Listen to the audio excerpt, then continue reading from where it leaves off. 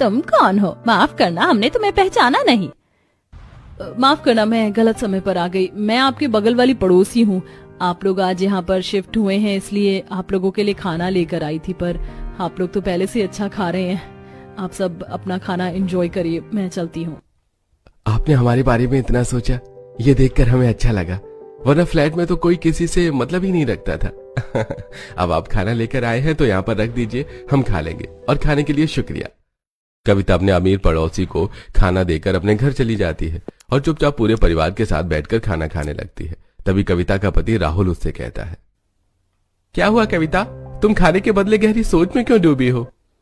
आपको पता है हमारे नए पड़ोसी काफी अमीर हैं। वो लोग अमीरों वाला खाना खा रहे थे। काश के हम भी उनकी तरह मैक्रोनी जैसी अमीरों वाला खाना खा पाते, वो भी डाइनिंग टेबल पर बैठकर। भाभी हम गरीब हैं तो क्या, देखना एक दिन हम भी अमीर वाला खाना जरूर खाएंगे। इस तरह आपस में बात करते हुए पूरा परिवार खाना खाता है और देखते ही देखते कुछ दिन बीत जाते हैं और एक दिन अमीर परिवार अपने घर में छोटी सी किटी पार्टी रखता है। शांति, वैसे यहाँ जमीन और अपना घर लेकर तुम लोगों ने बहुत अच्छा किया। मजा आ गया इस बार तुम्हारे अपने ही घर में किटी पार्टी करके। अरे अभी कहाँ मजा आया बहू, जरा तुम सोया कबाब, मलाई चाप और रुमाली रोटी तो लेकर आओ, और देखो तुम्हारा पिज्जा कब तक आएगा। माँ जी, लगता है आपके याद करते ही डिलीवरी बॉय आ गया। अब माया दरवाजा खोलकर डिलीवरी बॉय से पिज्जा लेकर घर में जाती है और अपने मेहमानों के साथ खाने को एंजॉय करती है। उनके घर से आ रही हंसी की आवाज सुनकर आसपास की औरतों को जलन होती है और वो अमीर परिवार की चुगली करने लगती हैं। ये लोग कितने अजीब और घमंडी हैं, मोहल्ले में किसी से बात ही नहीं करते और अमीर हैं तो अपने लिए अकड़ किसको दिखाते हैं। भाई ये लोग हम जैसे गरीबों से क्यों ही बात करेंगे। कहाँ हम लोग दाल रोटी खाने वाले और ये लोग डेली अमीरों वाला खाना खाने वाले। अभी इन्हें सिर्फ 10 से 15 दिन हुए और इन 10-15 दिन में भी इन्होंने 3 से 4 दिन तो पार्टी ही कर ली।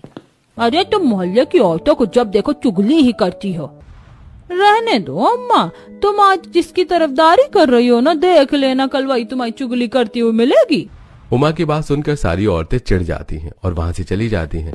इसी तरह कुछ दिन बीत जाते हैं और अब रोज गोलू और राजू एक साथ खेलने के लिए पार्क में जाते हैं। ऐसे एक दिन जब राजू गोलू को बुलाने के लिए उसके घर जाता है तो आंटी गोलू को भेज दो ना, हम लोग रोज इस वक्त पार्क में खेलने के लिए जाते हैं। बेटा आज तुम घर में ही खेलो, गोलू के पैर में चोट लगी है, वो चल नहीं पा रहा। राजू तू घर में आजा, मेरे घर में ludo, carrom board, remote control car और भी बहुत सारी इंटरेस्टिंग गेम है, आज हम वही खेलेंगे। गोलू के कहने पर राजू उनके घर में जाता है जो अंदर से काफी सुंदर होता है। उसके बाद दोनों बच्चे एक साथ बैठकर रिमोट कंट्रोल गेम खेलते हैं। देखते देखते शाम हो जाती है और शाम को शांति और माया बच्चों के लिए कुछ कुरकुरे और स्नैक्स बनाकर लाती है। तुम दोनों बस सारा दिन खेलते रहते हो, अब कुछ खा लो और पढ़ाई भी कर लो। आंटी मेरी तो बुआ ही पढ़ाती है, मैं तो स्कूल से आकर पहले अपना होमवर्क खत्म करता हूँ, फिर 1 घंटे ट्यूशन पढ़ता हूँ, उसके बाद गोलू के साथ खेलने के लिए आता हूँ और यहाँ से जाने के बाद मुझे फिर से पढ़ाई करनी है। राजू काफी देर तक गोलू के साथ खेलता है और उसके घर में कुछ स्नैक्स खाकर अपने घर आता है जहाँ वो गोलू और उसके परिवार की बातें करता है। माँ मुझे भूख नहीं लग रही, आपको पता है गोलू और उसका परिवार कितना अमीर है, उनका घर बहुत सुंदर है, उनके घर में डाइनिंग टेबल है और वो लोग शाम में कॉफी पीते हैं, वो भी कोल्ड कॉफी, और साथ में बहुत सारे स्नैक्स भी खाते हैं और मैंने आज उसके घर में वीडियो गेम भी खेला। सच में ये तो बहुत अच्छी बात है। राजू को खुश देखकर पूरा परिवार भी काफी खुश होता है। समय गुजरता है और राजू अक्सर खेलने के लिए गोलू के घर जाता है, जिस वजह से उन दोनों परिवार के बीच में थोड़ी थोड़ी दोस्ती होने लग जाती है। ऐसे ही एक दिन जब कविता और पूजा बाजार से सब्जी लेकर आ रहे होते हैं तो रास्ते में उनकी मुलाकात माया से होती है। दीदी शायद ये हमारी ही पड़ोसन है जिसकी बात राजू करता रहता है। अच्छा तो राजू आपका ही लड़का है, बहुत प्यारा है, हर वक्त दोनों बच्चे एक साथ खेलते हैं। सही कह रही हैं, हर वक्त राजू आपकी और गोलू की बातें करता है। आप भी आओ कभी हमारे घर पर। हाँ हाँ, कभी मौका मिलेगा तो जरूर आएंगे। इस तरह बातें करते हुए माया, कविता और पूजा एक साथ अपने घर आती हैं और उनको साथ में देखकर आसपास की औरतें अब उमा के परिवार की भी बुराई करने लगती हैं। देख रही हो, इस गरीब की दोस्ती अमीर से हो गई, तभी तो इन लोगों को इतना बुरा लगता है जब हम उस अमीर के बारे में कुछ कहते हैं तो। अरे अमीर अमीर होता है, गरीब गरीब होता है, अमीर कभी भी गरीबों से दोस्ती नहीं करते। देखना तो इनकी दोस्ती कितनी लंबी चलती है, देखेंगे। सभी आपस में जब चुगली कर रहे होते हैं तो कविता और पूजा चुपचाप अपने घर में जाती हैं और माया के बारे में बताती हैं। हमारा राजू बिल्कुल सही कहता है। माया और उसका परिवार काफी अच्छा है, फिर भी हमारे पड़ोसी उनकी इतनी चुगली करते हैं और अब तो हमारी भी करने लगे। करने दे बहू, हमारे पड़ोसियों का और काम ही क्या है। उमा के कहने पर अब वो लोग भी अपने पड़ोसियों की बातों पर ज्यादा ध्यान नहीं देते। इसी तरह कुछ दिन बीत जाते हैं और रात में जब माया के घर नमक खत्म हो जाता है तो वो नमक लेने के लिए अपनी गरीब पड़ोसन के घर जाती है। माफ करना, इतनी रात को तुम्हारे घर नमक मांगने के लिए आ गई, पर मैंने ध्यान ही नहीं दिया। नमक खत्म है और रवि जी अभी तक घर नहीं आए, खाना भी बनाना है।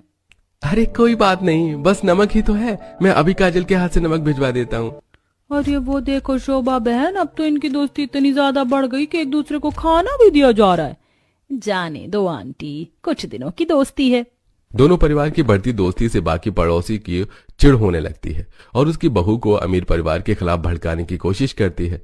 ऐसे ही एक दिन जब मोहल्ले की सारी औरतें घर के बाहर सब जल रही होती हैं तो वैसे आशा आंटी, दादी जी की तबीयत तो ठीक रहती है ना, आजकल वो कम नजर आती है। हाँ बहू, अम्मा जी की तबीयत बिल्कुल ठीक है। तुम्हारा सही है, अमीर परिवार से दोस्ती कर ली, पर देख लेना बहन, ये अमीर किसी के सगे नहीं होते, तुम्हारे भी नहीं होंगे। काम तो हम ही आएंगे तुम्हारे। आंटी जी, दोस्ती फायदे के लिए नहीं की जाती, और आप लोग ही जब अपने नए पड़ोसी से सही से पेश नहीं आओगे तो वो कैसे आप लोगों से बात करेंगे। कविता अपनी पड़ोसी को जवाब देकर सब्जी लेकर अपने परिवार के साथ घर में चली जाती है और इसी तरह कुछ दिन बीत जाते हैं और राजू की तबीयत खराब हो जाती है। कुछ दिनों तक दवाई चलने पर भी उसकी तबीयत ठीक नहीं होती और डॉक्टर उन्हें राजू को किसी बड़े हॉस्पिटल में ले जाने की सलाह देते हैं। देखिए, हमारा क्लिनिक छोटा है, हम उनका अच्छे से इलाज नहीं कर पाएंगे। हमने जो इनके टेस्ट लिए हैं उनमें उनके पेट में इन्फेक्शन निकला है और पथरी भी है। क्या मेरे बेटे की तबीयत इतनी खराब है? अब हम क्या करेंगे, इतने पैसे हम कहाँ से लाएंगे। तुम दुखी क्यों होती हो, हमारा बेटा ठीक हो जाएगा, मैं कुछ करता हूँ। डॉक्टर के बोलने पर कविता राहुल अपने बेटे को एक बड़े हॉस्पिटल में एडमिट करवाते हैं जहां डॉक्टर 1 लाख का खर्चा बताते हैं, जिसे सुनकर पूरा परिवार परेशान हो जाता है। 1 लाख हम कहाँ से लाएंगे? दादी जी, कुछ तो करना पड़ेगा ना। आप परेशान मत हो, मेरे पास 10,000 रुपए हैं। मैंने भी बच्चों को ट्यूशन पढ़ाकर 5,000 रुपए जमा कर रखे हैं। मेरे और माँ जी के अकाउंट में भी कुछ पेंशन के पैसे हैं। सुनो, हमारी पड़ोसन बहुत अमीर है, 40-50 की मदद तो वो भी कर सकती है। हाँ दादी जी सही कह रही हैं, मैं अभी उनसे जाकर बात करती हूँ। नहीं भाभी, आप रहने दो, आप प्रेग्नेंट है, मैं जाती हूँ।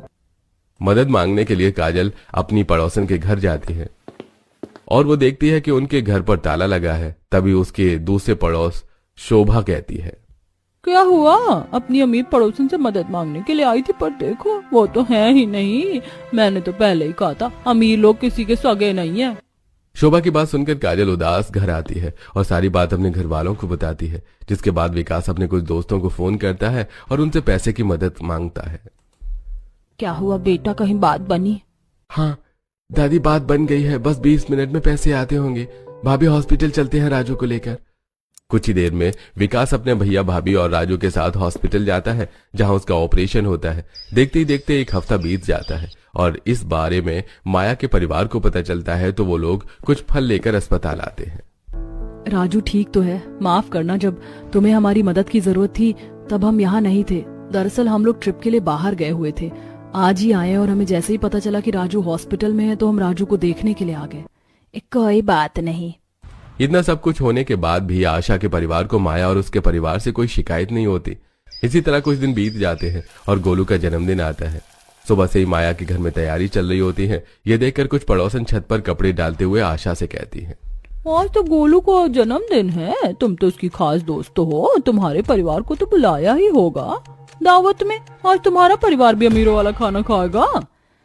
अभी तक तो नहीं बुलाया, पर क्या फर्क पड़ता है वो हमें बुलाए या ना बुलाए। क्या फायदा अमीरों से दोस्ती करके जब तुम अमीरों की दावत में भी नहीं जा सको। वो ना तुम्हारे किसी काम आते और ना ही तुम्हें कभी किसी दावत में बुलाते हैं। सुमित्रा की बात सुनकर आशा उदास होकर नीचे आती है। देखते ही देखते शाम हो जाती है, पर माया अपनी गरीब पड़ोसन को नहीं बुलाती और उनके घर में कुछ मेहमान आते हैं जिसे देख पूरा परिवार काफी दुखी होता है।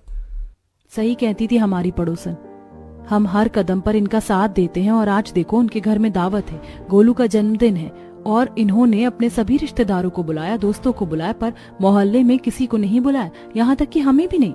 अरे बहू, तुम बुरा क्यों मान रही हो? वो तो उनकी मर्जी है। अब चलो खाना खा लो। उमा के बोलने पर भी कविता, पूजा, काजल घर के बाहर खड़ी होकर अपनी पड़ोसन को ही देख रहे होते हैं। माया के घर की खिड़की खुली थी, जहां से गरीब परिवार को उनके घर में चल रही दावत नजर आ रही होती है। अरे बहन, तुमने तो कुछ लिया ही नहीं। और खाओ, हमने स्पेशल तुम लोगों के लिए ये lasagne, garlic bread, tofu, sushi जैसी चीज बनवाई है। सही कहते हैं हमारे बाकी के पड़ोसी, ये अमीर बस अपना मतलब निकलवाना जानते हैं। मुंह बनाकर कविता अपनी नंद और देवरानी के साथ घर में जाती है और इसी तरह कुछ महीने बीत जाते हैं।